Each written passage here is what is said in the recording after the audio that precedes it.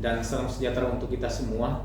Tim penilai sertifikasi dosen tahun 2025 yang saya hormati, yang saya muliakan, dan seluruh penonton atau viewer yang menyaksikan video ini.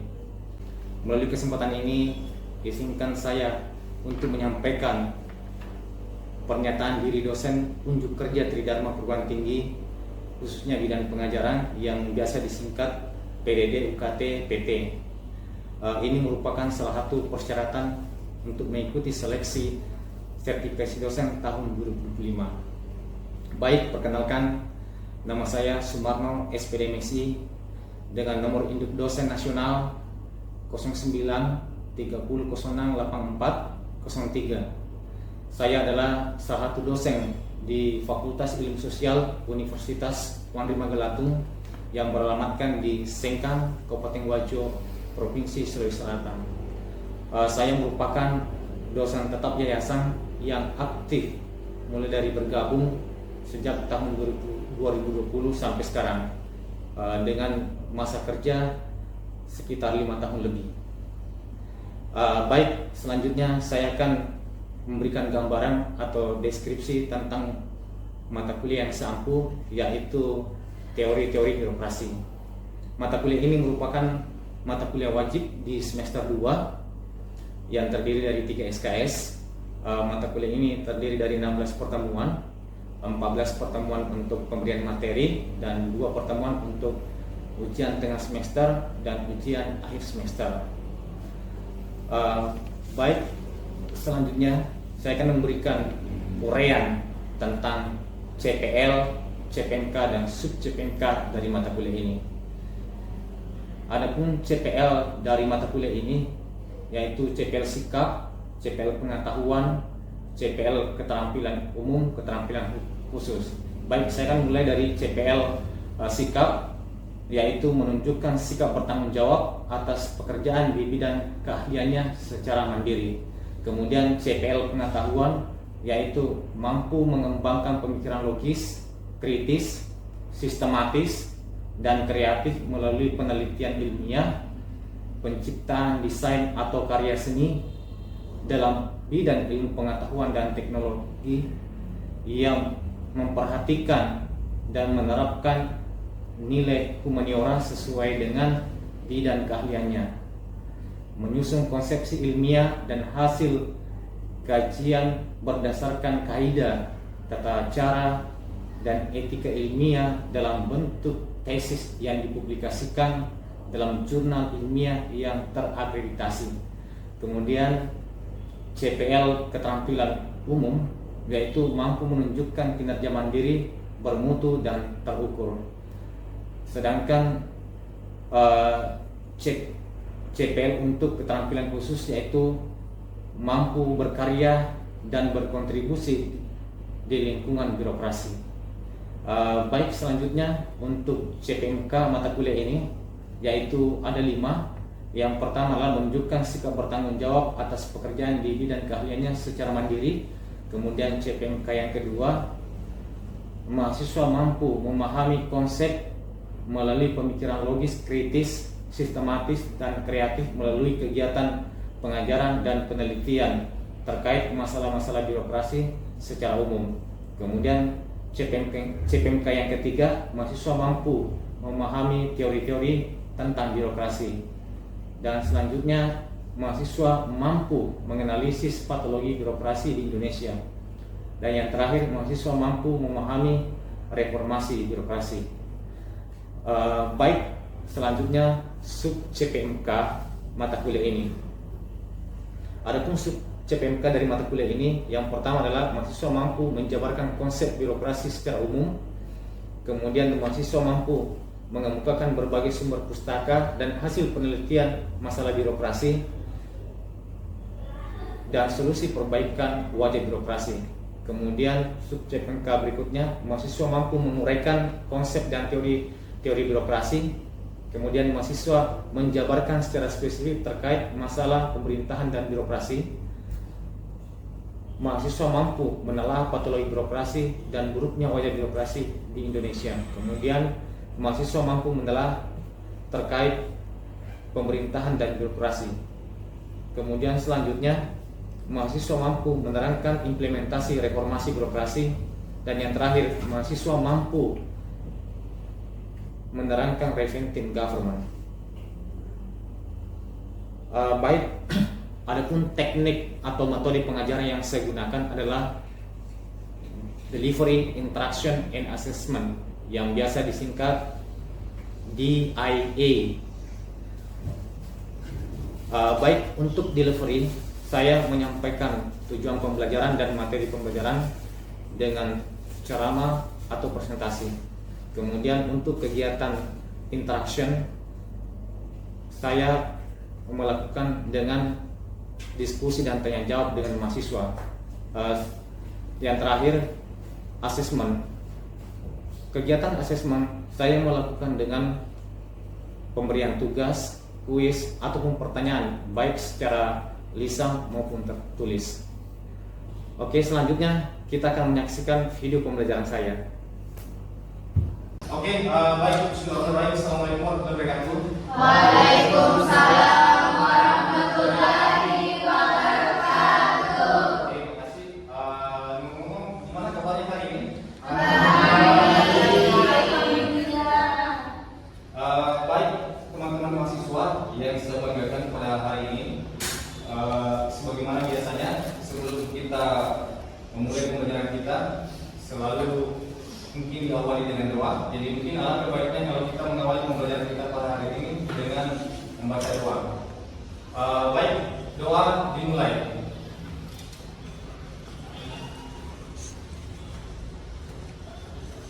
Selesai. Baik, teman-teman mahasiswa, pada kesempatan hari ini kita akan membahas tentang reformasi birokrasi. Tapi sebelum itu saya akan melakukan presensi. Baik, dengan tanaman yang baik-baik.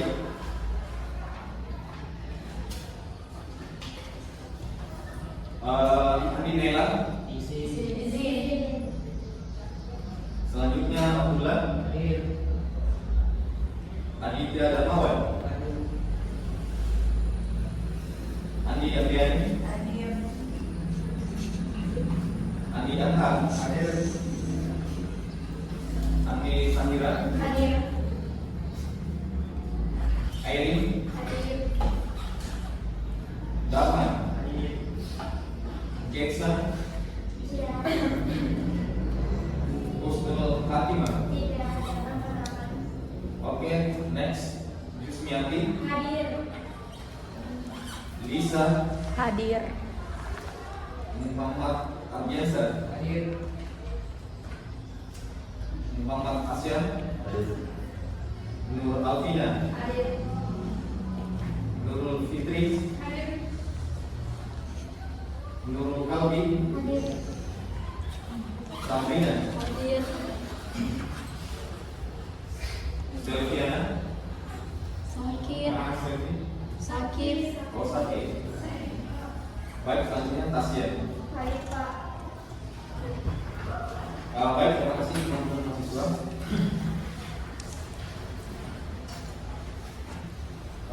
Baik, sebelum kita memulai materi kita tentang reformasi birokrasi, saya akan mereview materi sebelumnya, yaitu terkait dengan patologi birokrasi. Baik, ini teman-teman mahasiswa, ada yang ingin memberikan penjelasan apa itu patologi birokrasi? Coba lihat tangannya. Baik, terima kasih, mungkin ya silakan. Mengenai pembelajaran yang ada pada minggu lalu, patologi birokrasi adalah sebuah penyakit yang ada di dalam birokrasi, yang dimana kondisi ini menghambat jalannya birokrasi, sehingga birokrasi tidak berfungsi dengan semestinya, sehingga hal ini dapat menghambat tujuan birokrasi ataupun pelayanan pada pelayanan birokrasi yang ada pada pemerintahan tersebut. Baik, kita berikan aplaus dulu. Mungkin ada satu perwakilan dari laki-laki yang mencoba memberikan penjelasan seperti apa itu patologi. Satu orang? Iya, silakan. Baik, terima kasih atas kesempatan yang telah diberikan.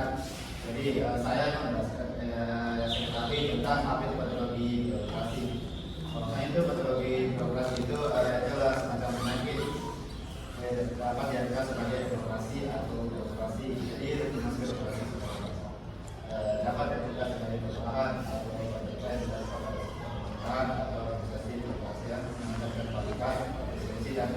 akuntabilitas. Adapun beberapa penggunaan negatif yang terjadi pada sistem seperti kelembagaan dan efisiensi, yaitu korupsi dan penyalahgunaan kekuasaan, dan ketiga itu reklame, yang keempat itu birokrasi yang kaku, yang kelima itu kurangnya akuntabilitas, yang keenam kurangnya kompetensi, dan terakhir itu dominasi oleh kepentingan kelompok. Oke, kita berikan aplaus juga.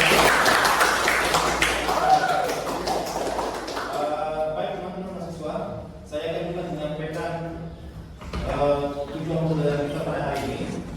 Jadi ada tujuan pembelajaran kita pada hari ini. Jadi melalui kegiatan pembelajaran, mahasiswa dapat yang pertama menjelaskan pengertian reformasi birokrasi dengan benar. Kemudian yang kedua menjelaskan dasar hukum pelaksanaan reformasi birokrasi dengan benar. Kemudian selanjutnya menjelaskan latar belakang perlunya reformasi birokrasi dengan benar. Kemudian yang keempat menjelaskan tujuan reformasi birokrasi dengan benar. Kemudian yang kelima menjelaskan area perubahan reformasi birokrasi dengan benar. Jadi itulah tujuan pembelajaran kita pada hari ini.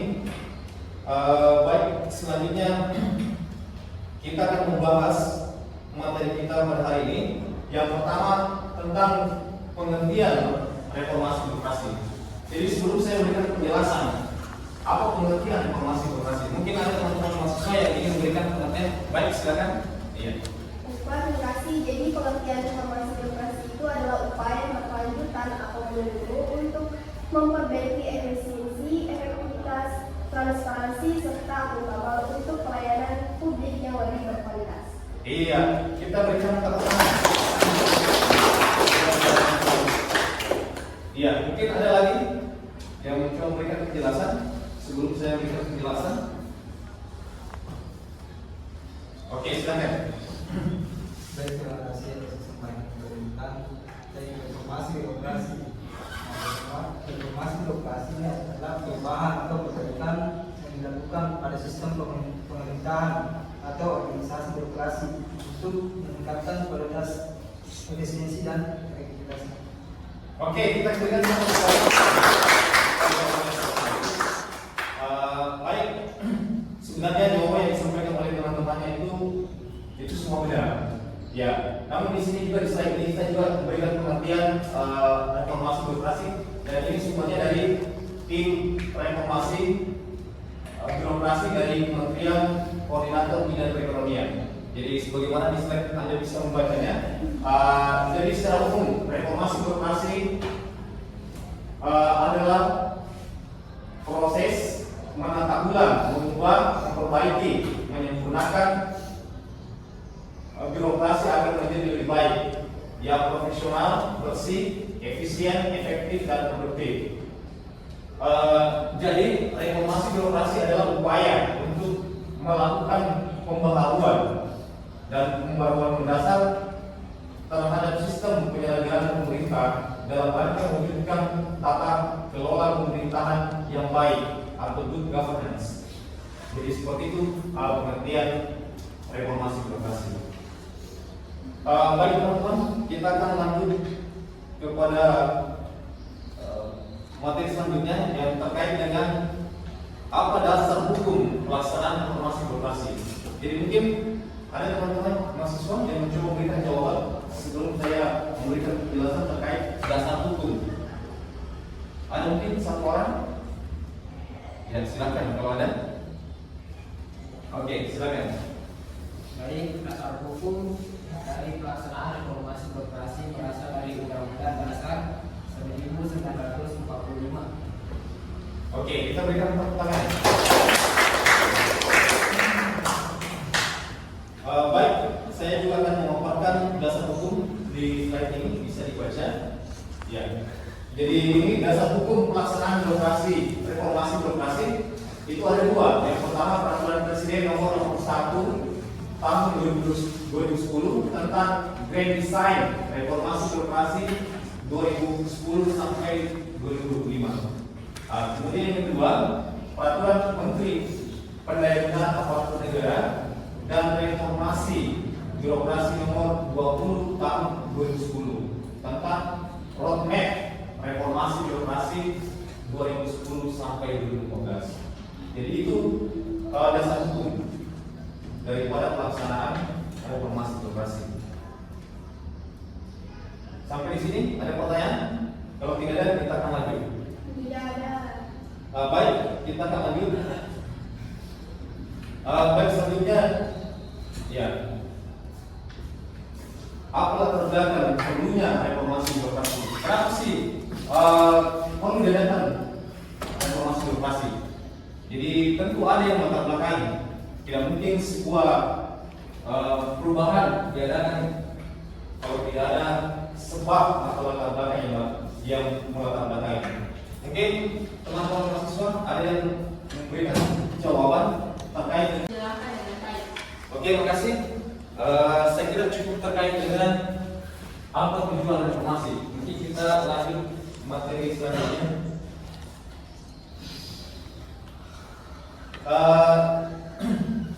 Selanjutnya, apa area perubahan reformasi birokrasi? Ya, mungkin ada teman-teman mahasiswa yang ingin memberikan penjelasan terkait apa area perubahan. Ya, oke, silakan. Oke, iya. Silakan. Iya. Apa area perubahan reformasi birokrasi? Sedangkan saya jawaban saya itu area perubahan reformasi birokrasi itu ada pada satu pemerintahan untuk adanya bahwasanya bahwa adanya suatu seperti mekanisme yang seperti tidak bicara tadi, tentu disitulah akan ada reformasi birokrasi dalamnya perubahan. Oke, kita berikan. Ya, mungkin dari wanita ada yang mencoba berikan jawaban juga. Ya, silakan.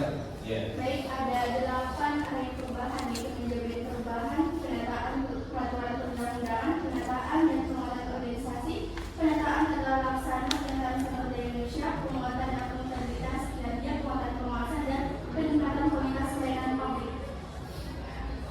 Oke, kita berikan tepuk tangan. Jadi area perubahan reformasi birokrasi itu sebenarnya itu ada 8. Sebagaimana tadi yang dijelaskan oleh temannya, namun tadi dijelaskan secara singkat poin-poinnya saja. Jadi sebenarnya ada 8. Yang pertama itu manajemen perubahan yang mencakup transformasi sistem, pola pikir dan budaya kerja agar lebih adaptif, inovatif, responsif terhadap perubahan zaman. Jadi itu yang pertama. Kemudian yang kedua itu penataan organisasi. Jadi organisasi atau lembaga ini perlu ditetapkan kembali supaya berfokus pada peningkatan efisiensi dan efektivitas organisasi yang termasuk ukuran yang tepat. Baik, yang ketiga yaitu penataan tata laksana. Ya, tujuannya adalah untuk meningkatkan efisiensi dan efektivitas sistem proses dan prosedur kerja. Jadi memang efisiensi dan efektivitas ini sangat diperlukan di dalam organisasi, ya, terutama di organisasi pemerintahan. Kemudian yang keempat, penataan SDM aparatur. Jadi tujuannya adalah untuk meningkatkan profesionalisme sumber daya manusia aparatur melalui rekrutmen, promosi dan peningkatan kesejahteraan. Jadi SDM sumber daya manusia ini perlu diperhatikan. Karena tanpa SDM sumber daya manusia yang baik, bagaimana bisa menciptakan profesionalisme kerja yang baik. Jadi seperti itu teman-teman. Baik, kita akan lanjut. Yang kelima, penguatan akuntabilitas. Penguatan akuntabilitas ini tujuannya adalah untuk meningkatkan kapasitas dan kapabilitas kerja birokrasi untuk mempertanggungjawabkan penggunaan sumber daya publik. Ya, seperti itu. Kemudian selanjutnya penguatan pengawasan. Jadi pengawasan ini juga diperlukan karena tanpa adanya pengawasan yang baik, ya, bagaimana mewujudkan tata kelola pemerintahan yang bersih. Untuk mewujudkan pemerintahan yang bersih dan bebas dari praktek KKN. Baik, selanjutnya yang kedua adalah deregulasi kebijakan. Ya, kenapa diperlukan ini? Karena untuk meningkatkan efektivitas pengelolaan peraturan perundang-undangan. Jadi seperti itu teman-teman. Kemudian selanjutnya peningkatan kualitas pelayanan publik. Tujuannya apa? Untuk meningkatkan kualitas pelayanan publik sesuai kebutuhan dan harapan masyarakat. Karena terkadang pelayanan publik di sebuah kantor itu tidak sesuai harapan masyarakat. Mungkin karena pelayanannya terlalu ribet, tidak tepat waktu dan sebagainya. Sampai di sini mungkin ada pertanyaan, teman-teman? Iya, ada?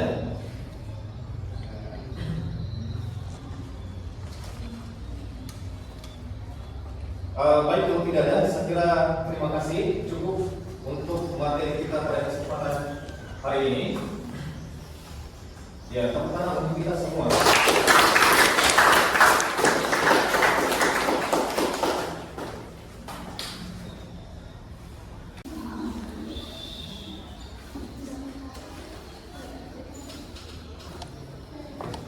Teman-teman mahasiswa, sebagai kegiatan penutup, sebagaimana pembelajaran yang lain, biasa ada refleksi dan juga evaluasi. Tujuannya apa ya? Untuk mengetahui seberapa paham Anda tentang materi ini. Mungkin sebelumnya kita akan refleksi. Saya mau tanya pendapat Anda terkait pembelajaran kita hari ini, bagaimana, menarik atau tidak, atau seperti apa? Apa yang ada satu orang yang bisa berikan pendapat? Bagaimana pendapat Anda terkait pembelajaran kita hari ini? Ya, silakan. Menurut saya pembelajaran kita pada hari ini sudah baik karena pada pembelajaran kali ini membuka interaksi antara pengajar dan mahasiswa sehingga terjalin komunikasi yang baik dan lebih mengutamakan bagaimana pendapat mahasiswa sehingga hal ini dapat dievaluasi kembali untuk pembelajaran ke depan. Oke, itu bisa. Baik, mungkin evaluasi saya minta Anda bisa ambil kertas dulu. Iya. Mohon kerjasamanya. Iya. Kertas. Iya. Ini untuk mengevaluasi. Iya. Silakan tulis nama kelas. Iya. Saya akan memberikan beberapa pertanyaan. Ini hanya untuk mengevaluasi, mau mengecek atau melihat sejauh mana pemahaman Anda terhadap materi pembelajaran kita hari ini. Ya, mungkin bisa ditulis. Ya, yang pertama, ya, apa pengertian reformasi birokrasi?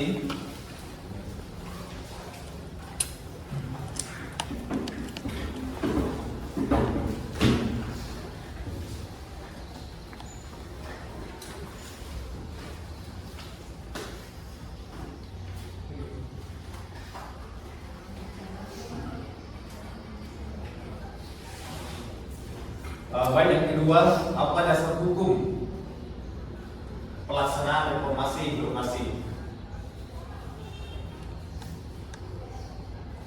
Kemudian yang ketiga, apa latar belakang perlunya dilaksanakan reformasi birokrasi? Oke, silakan dijawab cepat. Ya, ini hanya untuk mengetahui sejauh mana pemahaman Anda terhadap materi pembelajaran kita hari ini. Ya, silakan dijawab cepat. Ya, setelah itu kita tunggu. Ya.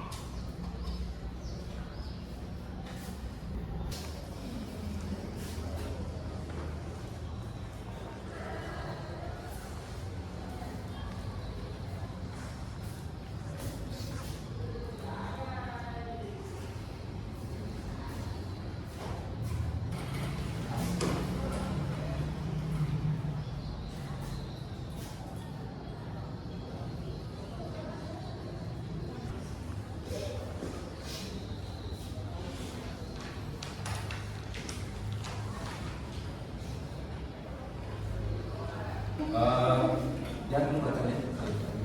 Jadi dipukul ya. Oke, silakan. Iya. Bisa Pak.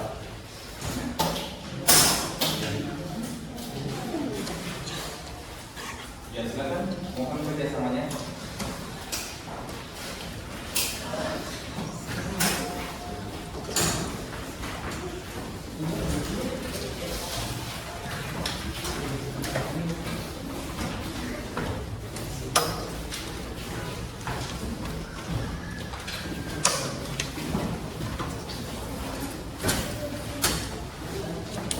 Baik, silakan kembali di tempatnya masing-masing.